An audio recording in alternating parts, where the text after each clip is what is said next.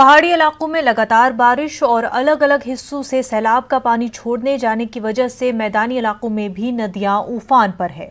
कानपुर में गंगा का सतयाब लगातार बढ़ता जा रहा है, जिसकी वजह से लोगों में खौफ-ओ-हिरास का माहौल है। आपको बता दें कि 2010 में सैलाब की तबाही ने कानपुर में 12 गांव को अपनी जद में लिया था, जिनमें से कई गांव पूरी तरह से तबाह हो गए थे।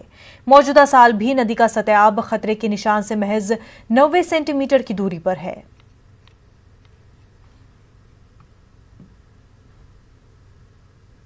2010 में गंगा जी का बहुत ज़्यादा बाढ़ आई थी। उसमें समझिए एक तरीके से पहले टाइम में आई थी। करीब 6-7 गांव जो गांव में पाए गए थे, गंगा जी में पाए गए थे।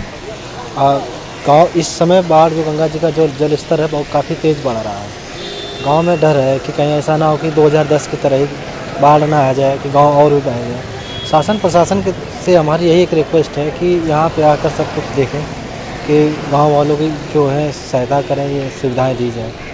देखिए, गंगा जी के किनारे जो भी एरिया है, यहाँ लगभग 15 से 20 गांव हैं जो गंगा जी के जल स्तर के बढ़ते हुए क्रम को देखते हुए हर पल वो दहशत में हैं, क्योंकि कहीं ना कहीं उनका पूरा जीवन जो है वो गंगा जी के किनारे, उनकी अपनी खेती है और उनका अपना घर है, तो जो भी है वो सब गंगा जी के नज़दीक है। इसलिए स्वाभाविक है कि गंगा जी का जल स्तर जो खतरे के निशान से ऊपर और ऊपर जा रहा है, वो उनके लिए जो है रातों की नींद गायब कर रहा है।